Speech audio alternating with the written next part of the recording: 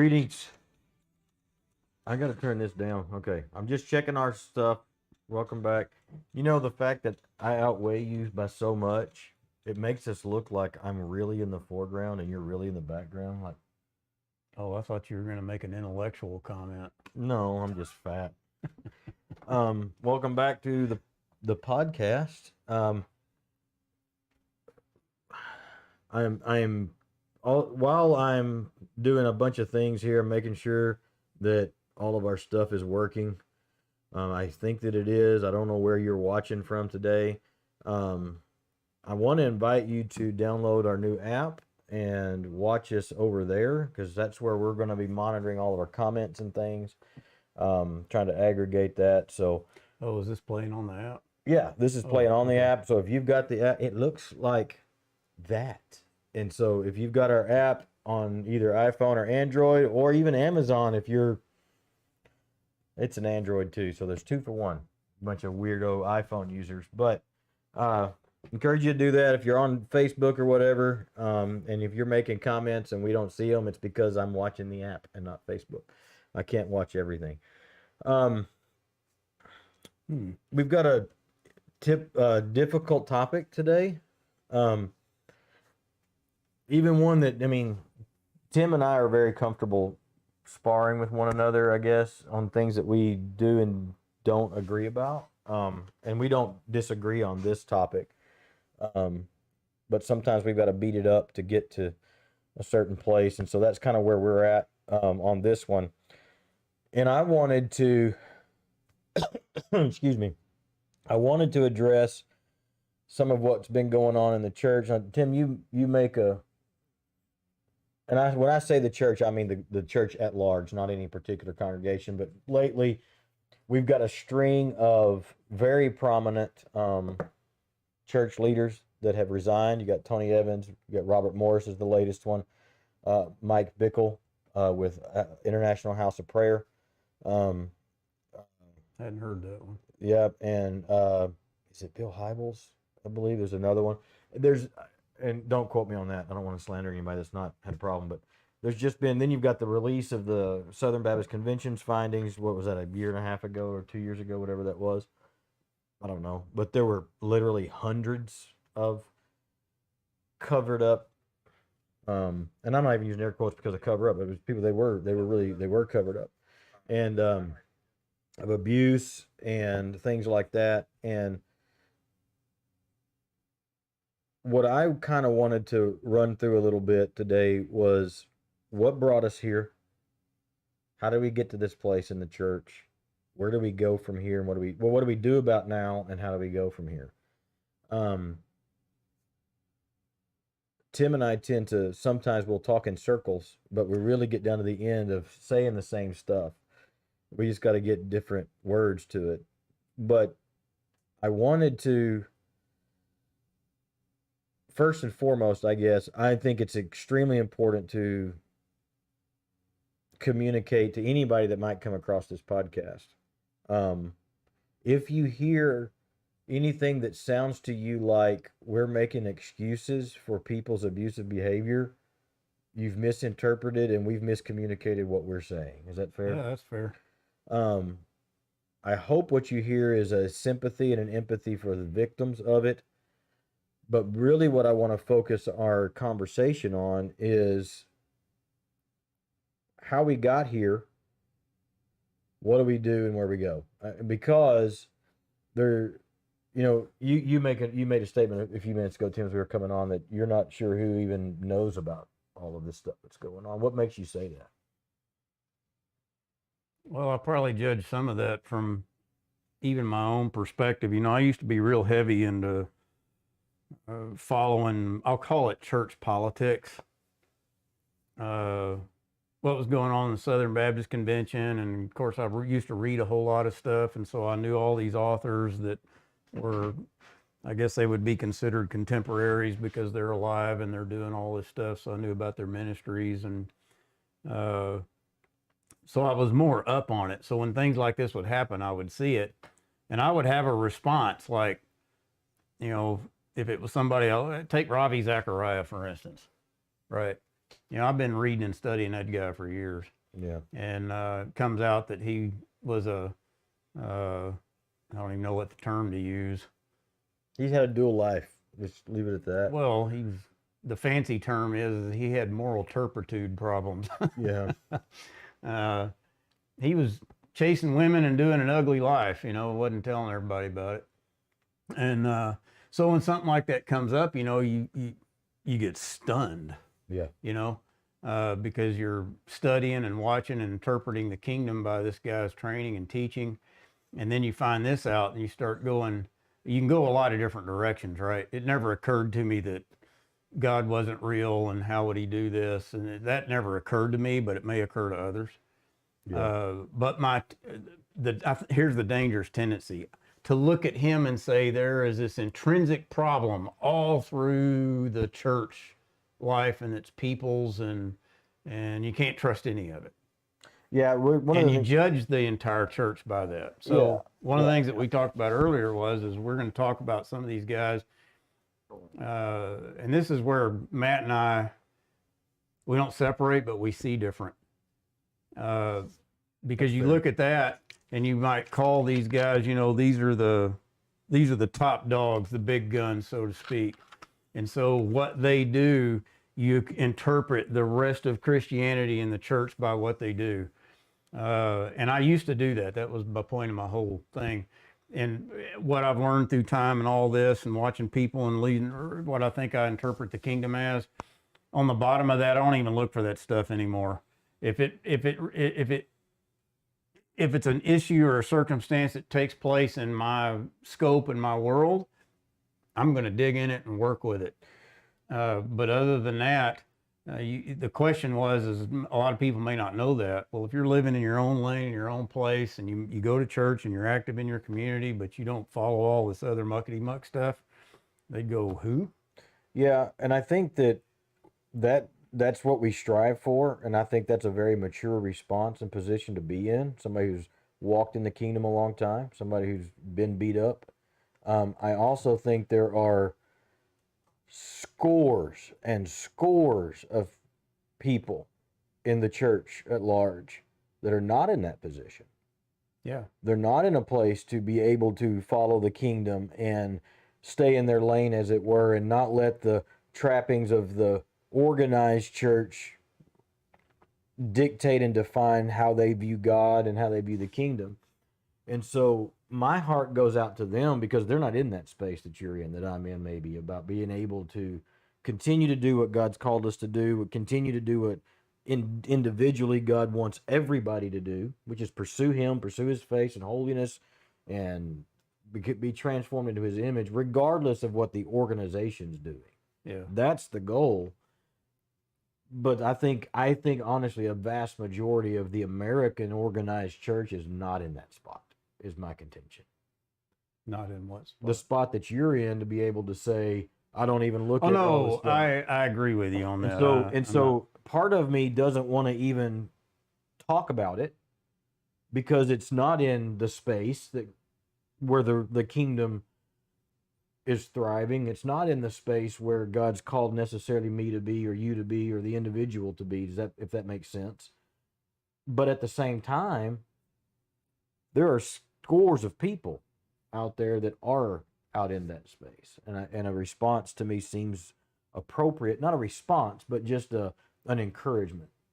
We were talking, like I said, there's typically, I've seen two responses, and social media is what social media is, and it's an exercise in futility at best.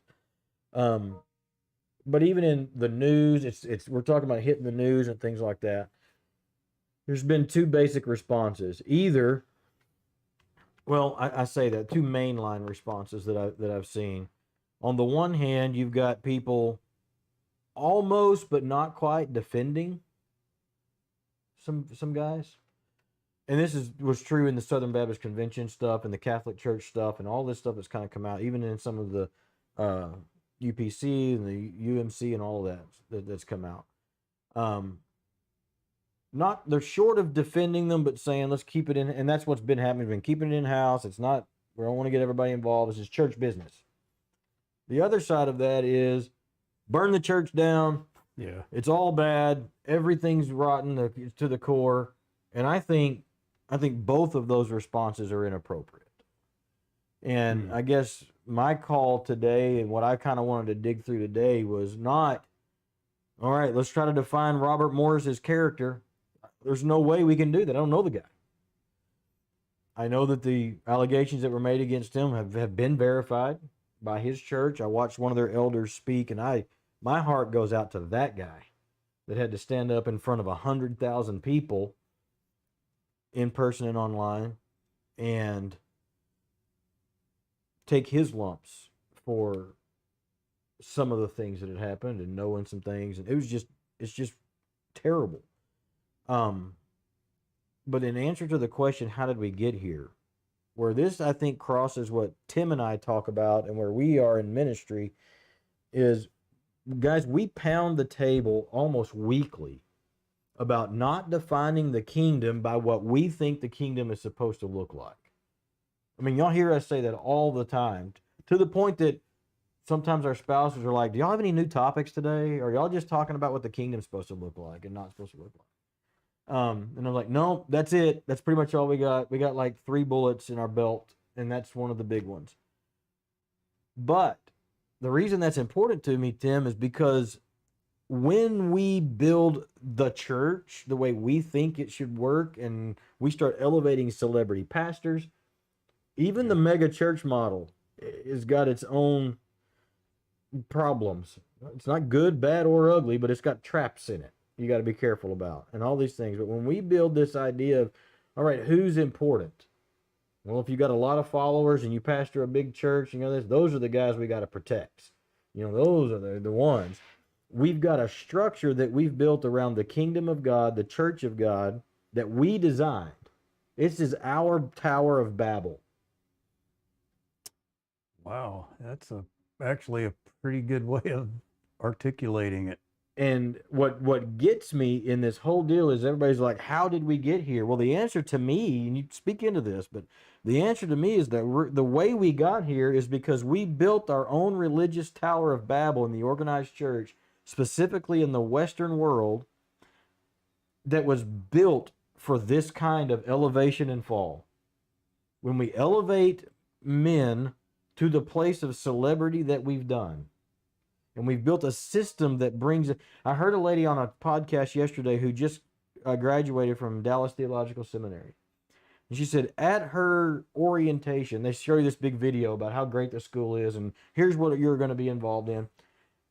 And they bring all of these people through to give little testimonies on the video of how great Dallas Theological is. Yeah. Well, as it turns out, in hindsight, she says, looking back, it was all the big muckety mucks. Tony Evans is one of them. Yeah. All the big name guys. And so from the day one that these people are going into their theological training to lead, organize, and structure the church, the bill of goods that they're being sold is that this is what it means to be successful in the kingdom of God. Yeah. Have a big following. Have all of this prestige. Well, be somebody. And they don't say it that way implicitly. It's not explicitly, it's an implicit assumption. It is an implicit assumption. But the function being by men and using this function of the church, your church is successful, meaning that you're right with God if you have people following you and all Right. this kind of stuff. That's what and they people say. watch that. Well, that's a natural response is what Sure. it is. And that's the part that I can't really articulate why we have to work that way. Why were we created that way? And at the beginning of a salvation, and now you're going to work through all this sanctification for the rest of your life.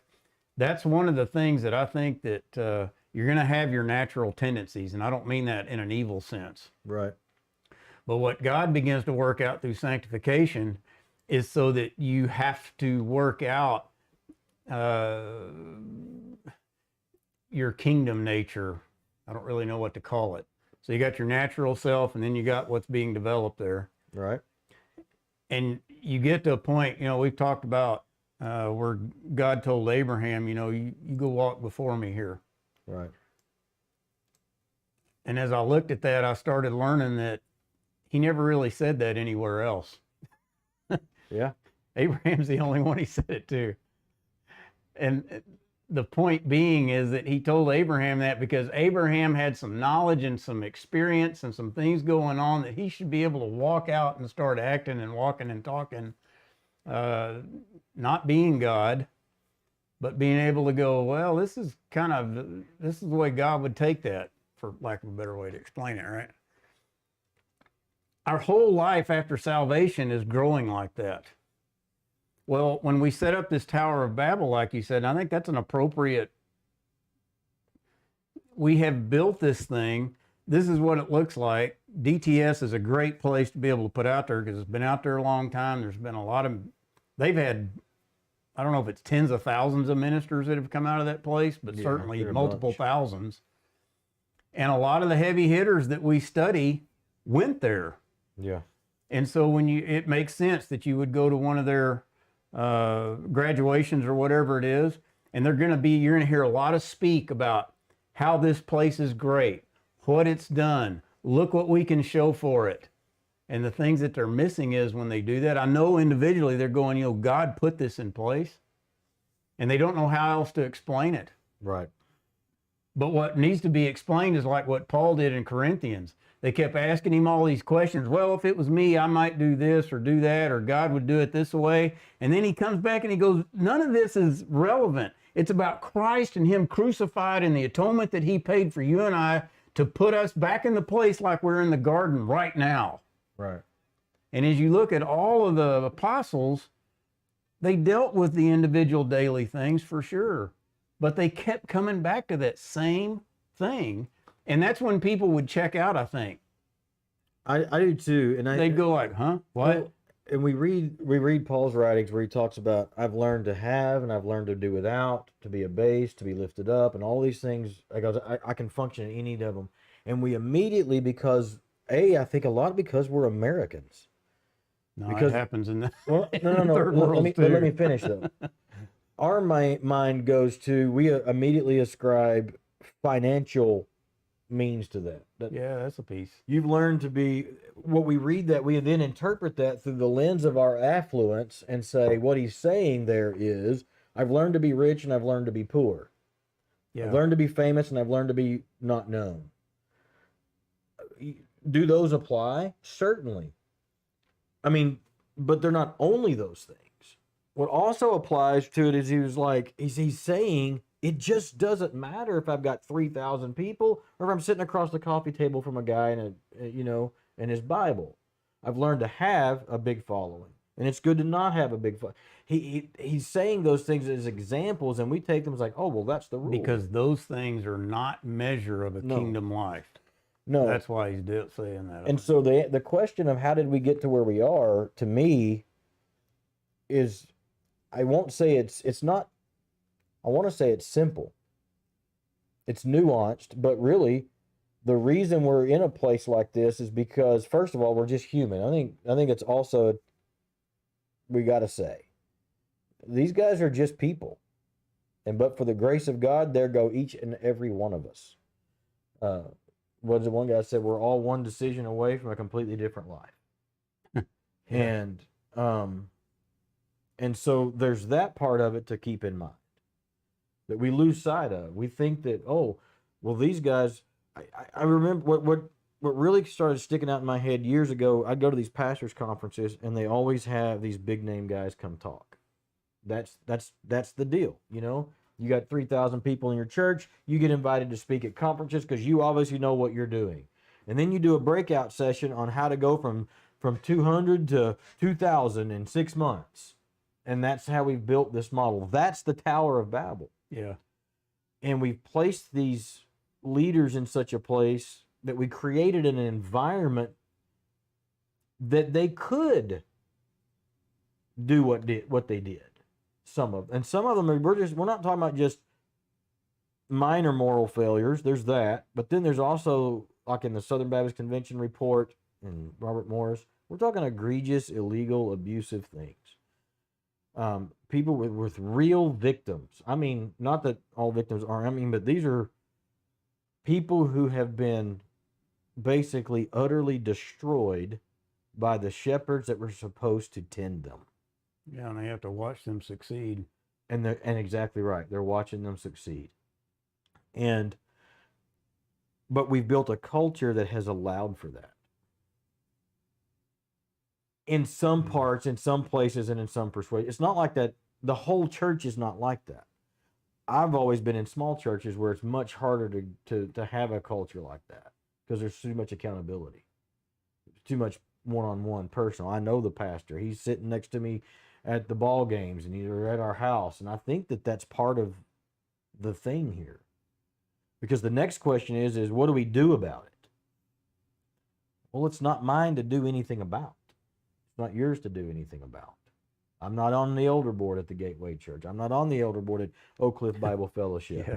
And so, but that doesn't mean we don't have, okay, so how do we, you mentioned it a while ago, the question in my mind becomes, how do we prevent this kind of stuff from happening? And because we live in a broken, fallen world, we're probably never going to. Well, it ain't going to Completely. happen here. That's what I mean.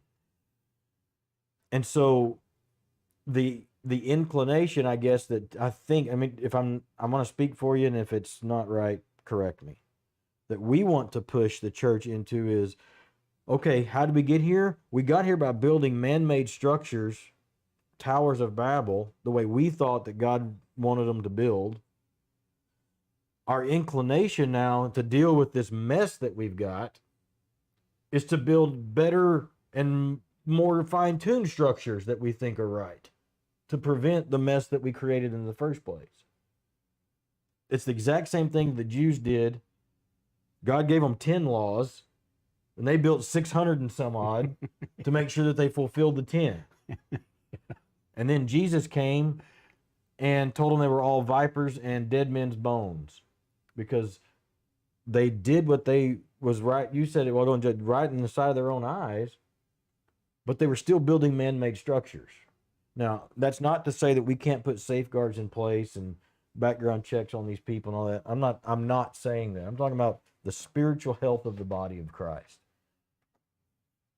My inclination is to put in some of those structures. Well, we got to make sure this doesn't happen and that doesn't happen, and here's how you do it. But that's not really the answer either.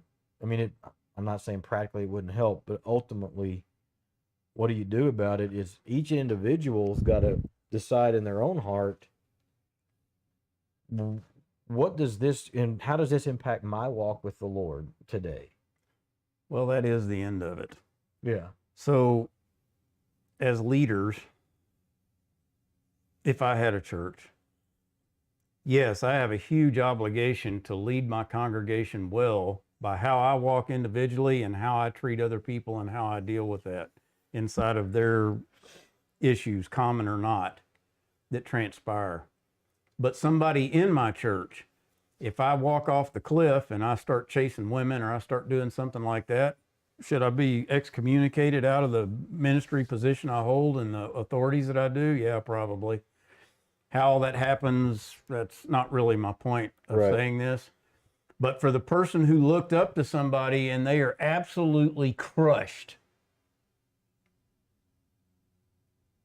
because they had a thought or an image, and it might have been right, but they do what they do.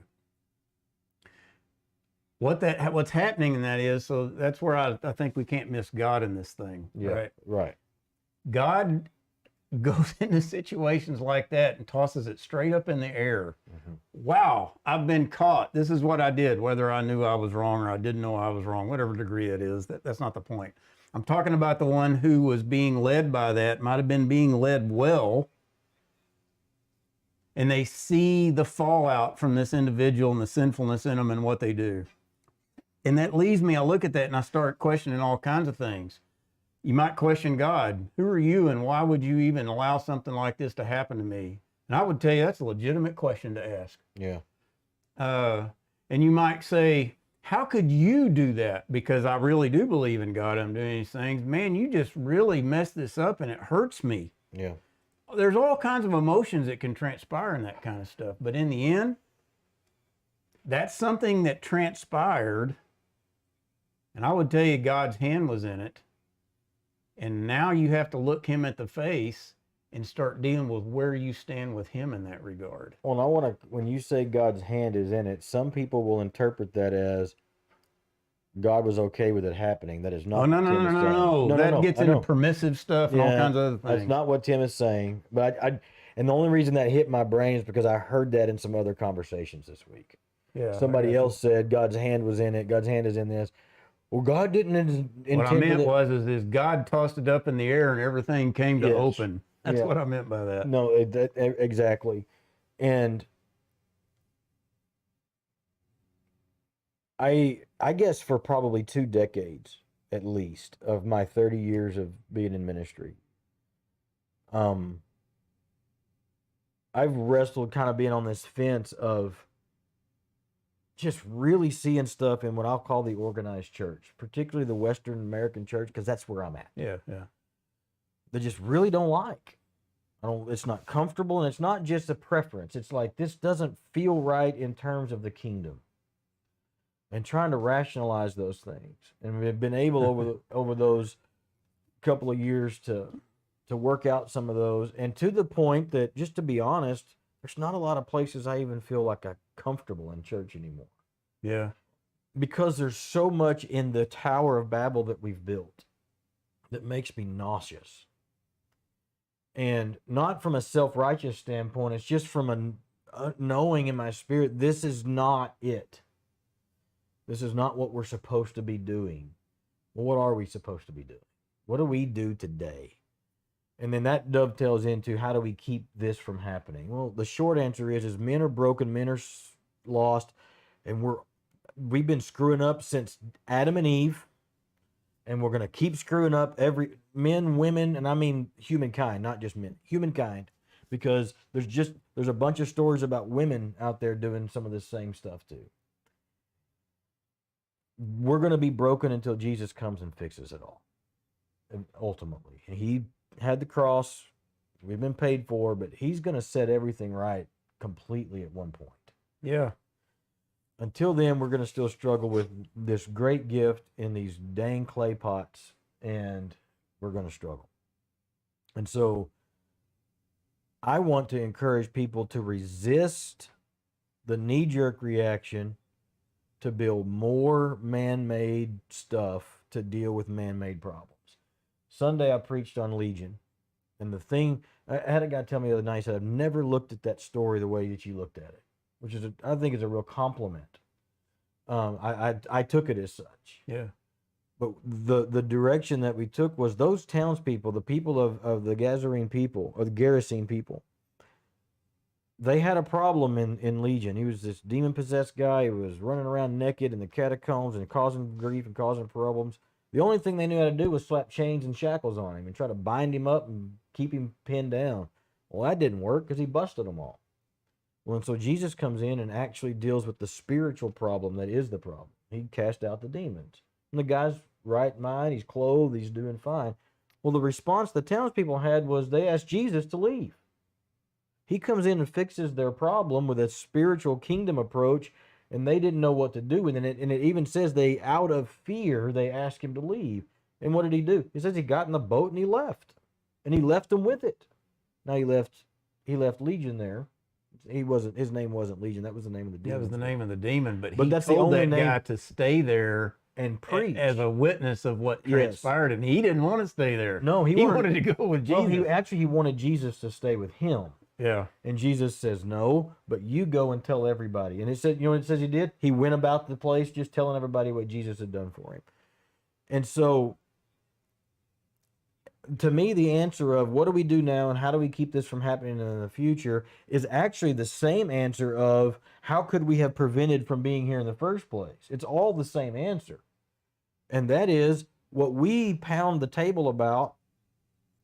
And I think sometimes we do it so insistently because it's a reminder to us that that's what we've got to do individually and personally, is we've got to keep our eyes focused on God in his face.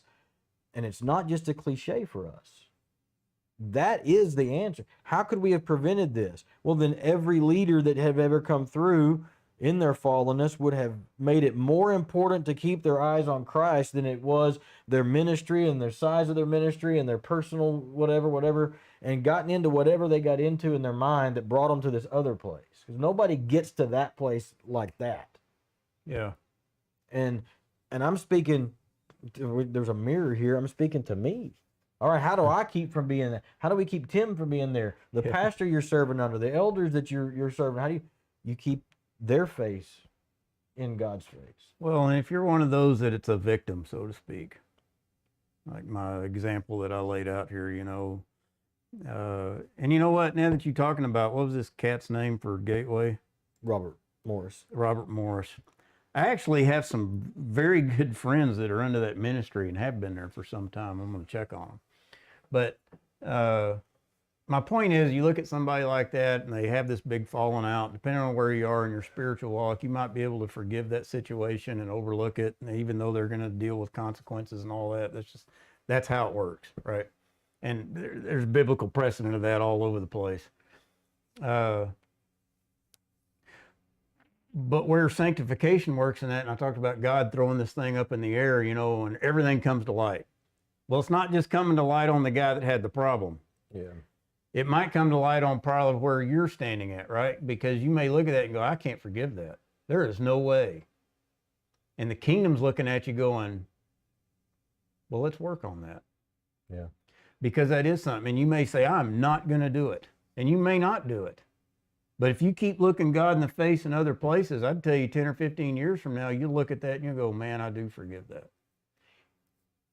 God takes all of those kind of situations and he works them inside of you until you come to a place where you just look God in the face and you say, I'm not going to do it.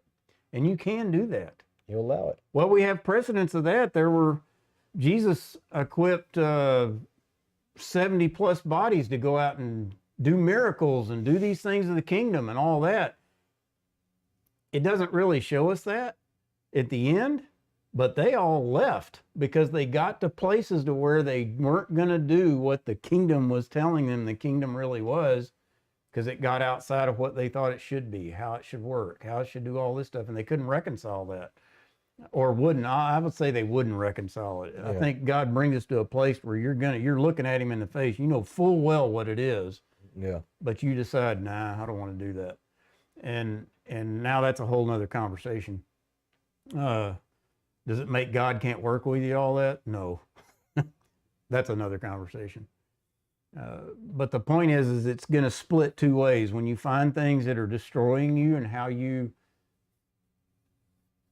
honor somebody or an institution or whatever that is, and then some ugly light shows up that's coming up out of it, that you would think there's no way that could happen, or it shouldn't happen, or whatever that is.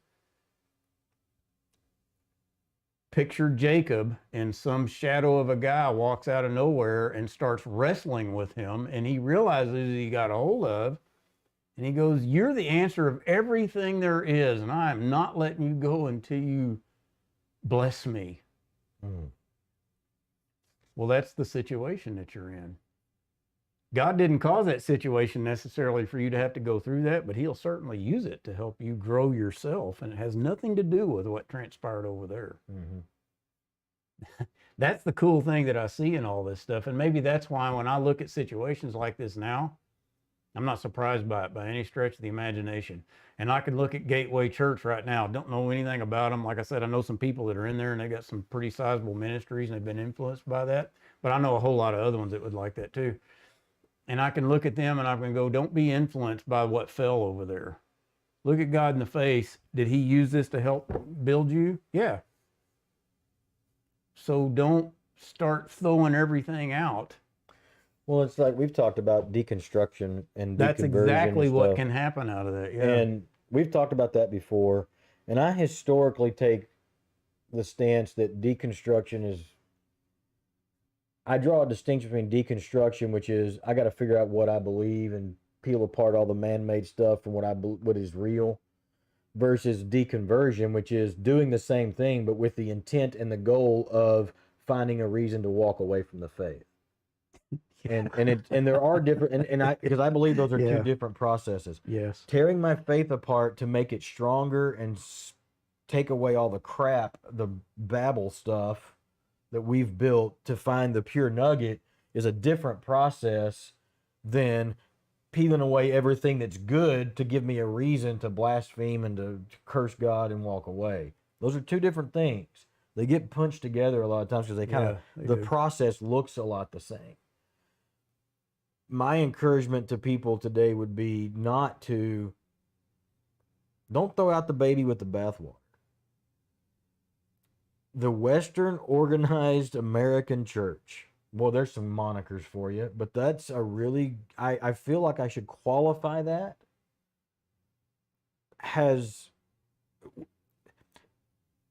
The Western Organized American Church will not save you. Yeah. Jesus, him crucified, buried, resurrected, will save you. Yes. Sometimes you find him in the organized Western American church. Sometimes you find him in your small group that meets on Thursday nights at the barbecue place. Sometimes you find him on your own somewhere. And then you find a group of people to hold yourself accountable and to be in fellowship with because he designed us for that. But what I see people doing is equating the death, burial, resurrection of Jesus as that's what church is. And that's not the same thing as the organized Western church, American church. And I will even say this, I believe in the church. Yeah. I believe that God not only died for his people, but I also believe in the organization. The organization is helpful in advancing the kingdom of God that he brought with him when he came. I also know that it's been built by, there's what did he say? On this rock, Peter, I will do what? Build my church. Well, then we decided he wasn't doing it fast enough or quite right, and so we decided to start building along with him.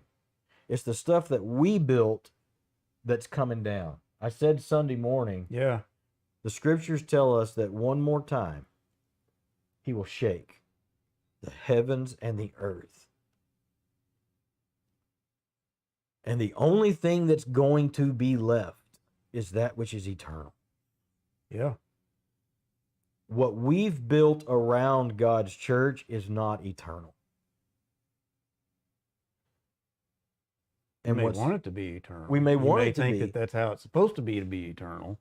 But it's and not. It might have started out that way, but then God's going to shake it, and for what it is going to show up.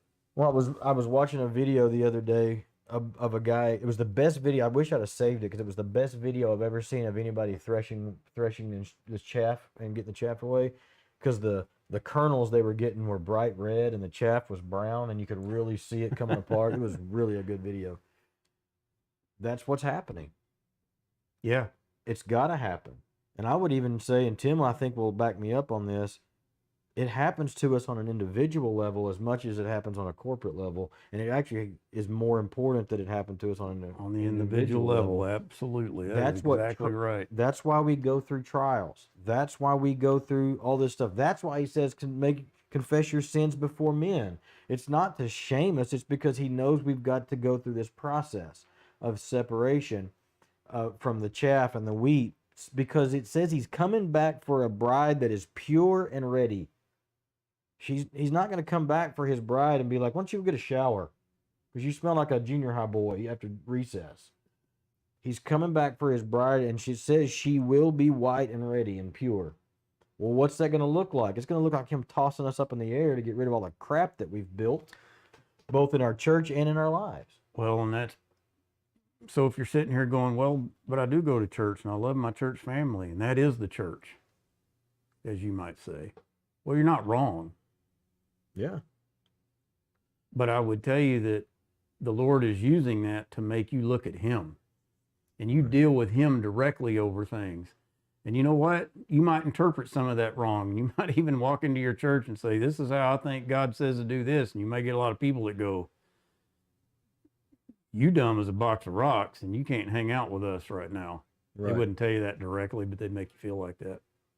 but it may be flipped the other direction too.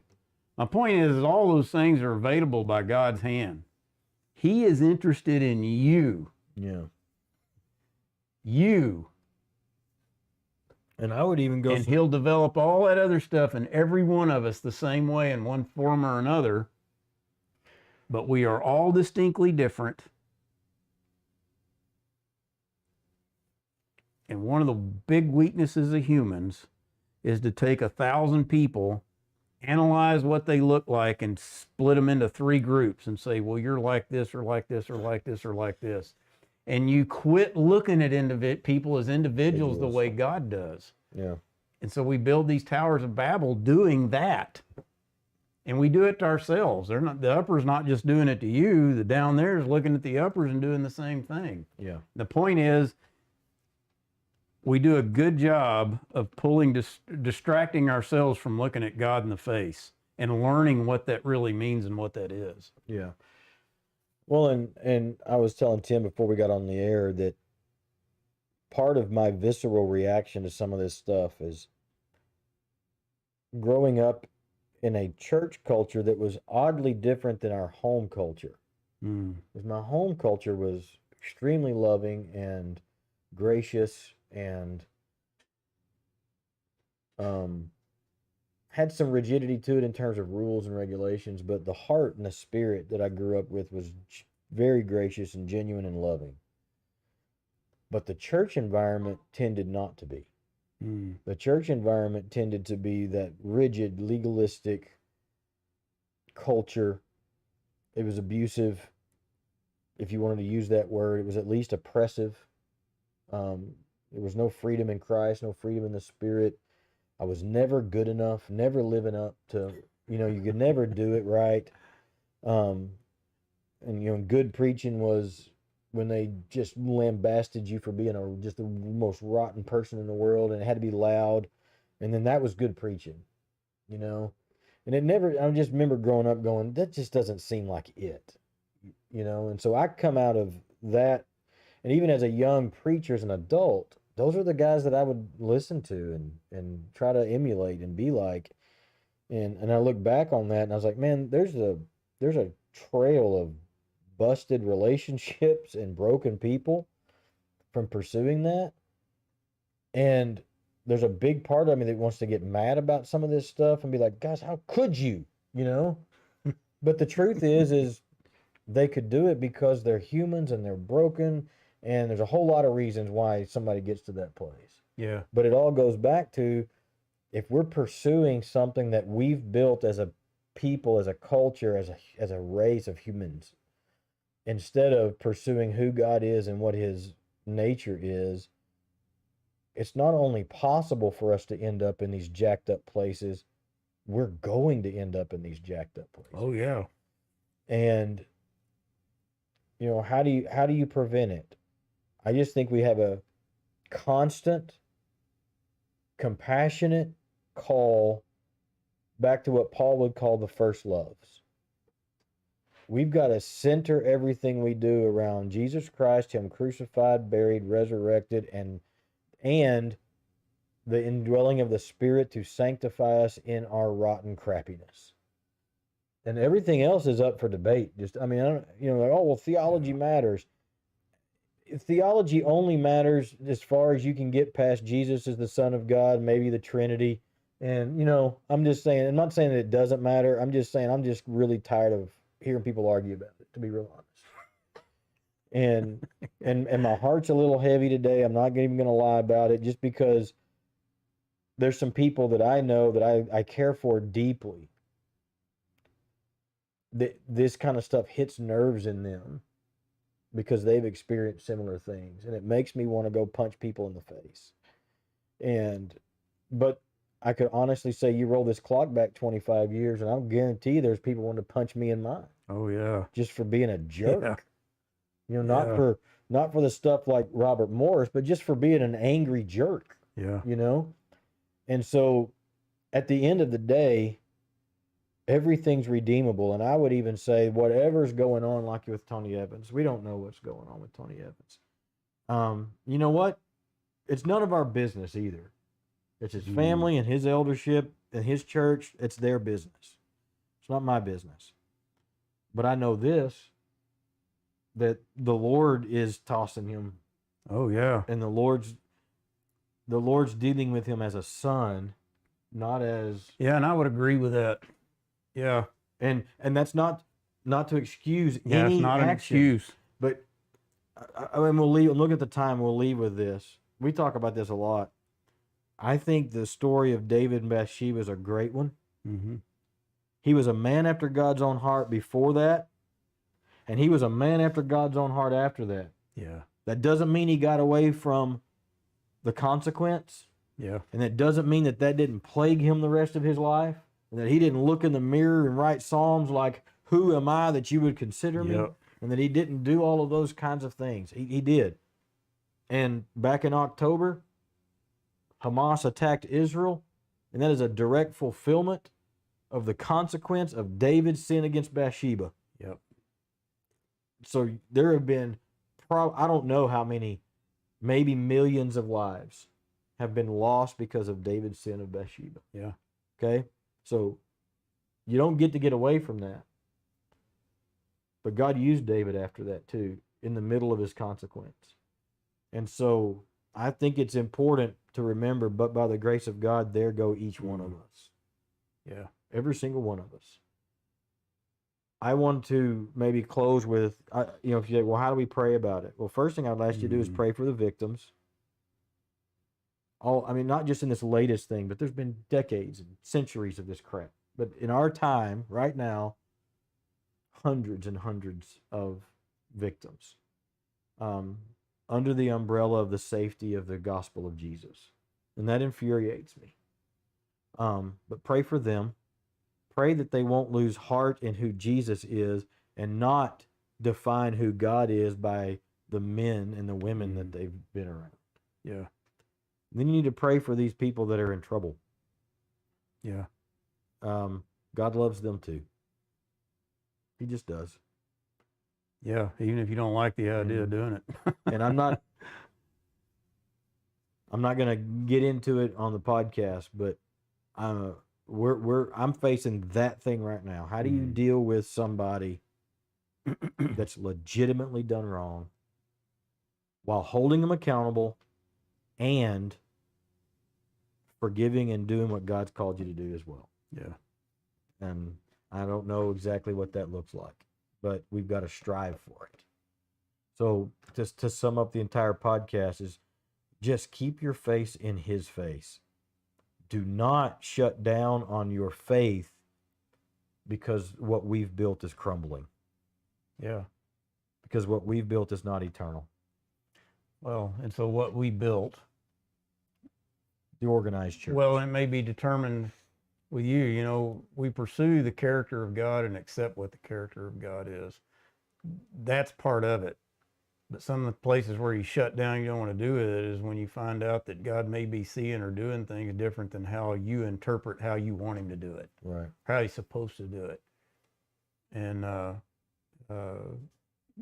that's part of sanctification. Right. If you can get past that to some degree, I don't know, it takes a long time to get past there. It does for me. Then you start finding out what his true nature is, and it starts making sense out of a whole lot of other things. Yeah.